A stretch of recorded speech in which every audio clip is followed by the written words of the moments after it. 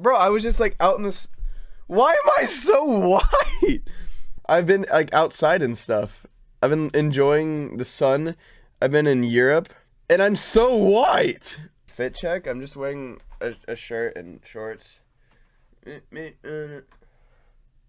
I'm back home. I'm back home. I'm back home. Ah! I need to go outside. Holy. It's just the lighting. I mean, I'm pretty white. It's not just it. I would love to say it's just the lighting, but I don't think it is, to be honest. I think I'm pretty white. But you know what? I was gonna say there's nothing I can do about that, but I guess I could go outside more. But I'm not doing that.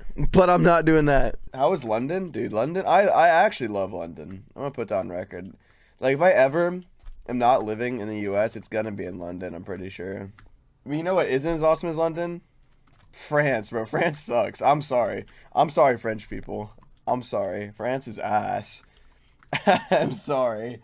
France is ass. It's fucking ass. Like, guys, I have some stories. You know, there's a stereotype that French people are assholes, right? And you know what? I thought, that's just a stereotype, dude. That's just a stereotype. It's overhyped. Like, come on. It's not true. It's not true. It's true! The first 2 French people I met were the biggest assholes I've met probably in, like, the last 10 years of my life. It was crazy. It was crazy. I couldn't believe it. You know, obviously, not all French people are assholes, but it didn't help that I heard the stereotype, and the first 2 French people I met were the biggest dicks ever. Our Uber driver, like, all right, so you guys know Bink was there, right? It's Bink's job to protect us, right? And first of all, the Uber driver was just, like, Bink, like, was not, like, I don't know, he was just being the guy was just being a dick, right? The fans are great. I didn't notice it. I'm talking about the random people, the random people I encountered. Fans are great. But listen, the Uber driver, it's Bink's job to protect us, okay? That is his job. He gets paid to protect us. So Bink is talking to the Uber driver, or he's not really talking to him. The Uber driver's yapping his ear off, but, like, not in a good way. It's like in like a demeaning kind of dumb way. Like, I don't know how to explain it. I don't really remember. But Bink was not happy with this guy. And anyways, the Bink finally goes, because it's his job to protect us, goes, so is this like a safe area? Because, like, it's his job to, like, be on top of that. You know what I mean? So Bink goes, yo, is this like a safe area or not? And the Uber driver starts grilling Bink. It was crazy, grilling him. He's like, what? Is everywhere safe in America? Blah, blah, blah, blah, blah. He started roasting him. Bink's like, bro, I was just asking if this is like a safe area because it's my job to protect these idiots. And he scammed Dream. The Uber driver, it's not even an Uber driver, taxi driver scammed Dream. He literally fucking scammed Dream. Like, actually scammed him. So, if you guys have ever been in a taxi, when you're in a taxi, there's just like a thing that automatically, like, when you drive, it, like, knows how far it's going, and it just gives you a price, right? It just gives you a price, and it's like, okay, you've been traveling for this long, it was $70, I remember, it was like $75, right? But we had a bunch of bags, and we got out of the taxi, and, you know, we're about to pay, and the guy goes, well, since you had so many bags, 100. What? What do you mean? Why? Why is it 100? Because there's bags. How does that, like, you picked us up from the airport. Homie. You knew there were going to be bags. And he has, like, a big van. And then Dream didn't want to argue with them.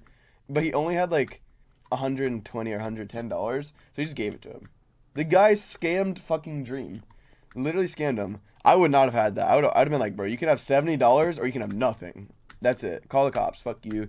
Like, that's $70 or nothing, bro. That's what your little thing says. You're not charging me more than 50% of the price because of bags. That's crazy. That's fucking crazy.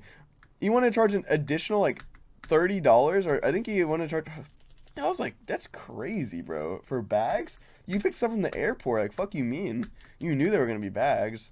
And immediately after that, we're checking into, like, the hotel, right? And George is checking in, right? George checks in, everything's fine. Like, the guy's like, I mean, he's not nice, but, like, that's whatever. I guess you don't need to be nice, right? And then George goes, oh, can I have a second room key? Because he just wants a second room key, just in case he needs one. Like, I feel like in America it's super common, they just give you 2 room keys. And George goes, can I have a second room key, right? And the guy goes, no. He just says, no. Why do you need a second room key? And then George goes, oh, I don't know, just in case I lose one, or I just would like a second room key. And he goes, no, If you want a second room key, if you lose your room key, you can come back here. I was flabbergasted. I was like, there's no way that just happened. He just told you no to a second room key for there wasn't like a reason. He just said no. He just said no. And then I tried to get a second room key as well, and he told me no. But I only did that because he told George no, and I wanted to piss him off. I was like, fuck you, I'm gonna ask for a second room key now. And he told me no.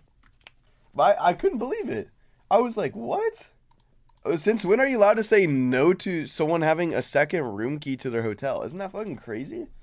Am I overreacting, or is that crazy? And that was the first two French people I met. The scamming Uber driver and the guy, the dick at the hotel that wouldn't give us second room keys for no reason. And he was just like there's other little things like just being dickish. That was like my first hour in France, and obviously I actually chilled out after that. Like it wasn't that bad, but like, you know, first impressions, like I was just like, what the fuck.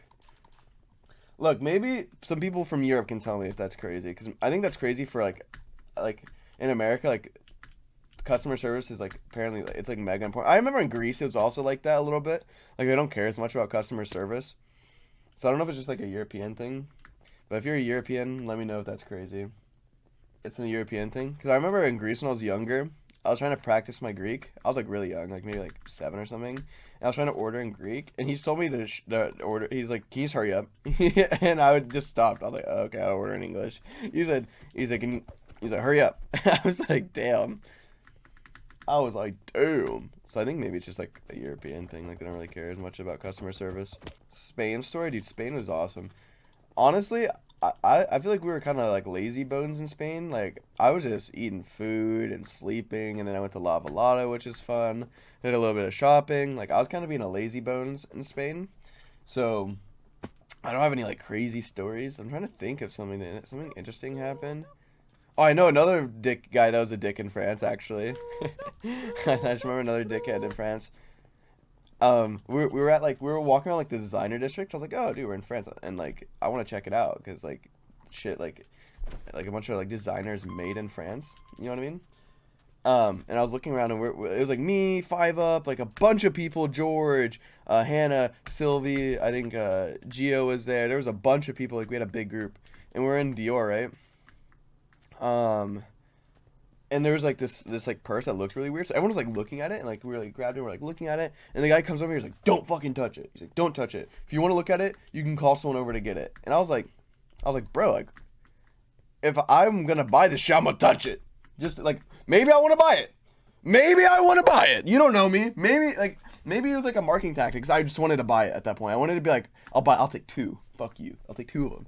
Because I was like, why can't I touch it? I'm potentially gonna buy this thing. You know, we're a group of people looking at it. We're potentially gonna buy this glizzy, and he got mad at me for looking at it. Exclusivity, mate. Exclusive what? All right, I'm unmuting. Hello. I don't know. What if we? Yeah. Oh, hey. Hello. Hey. Sup up. Good morning. Good morning. Good morning.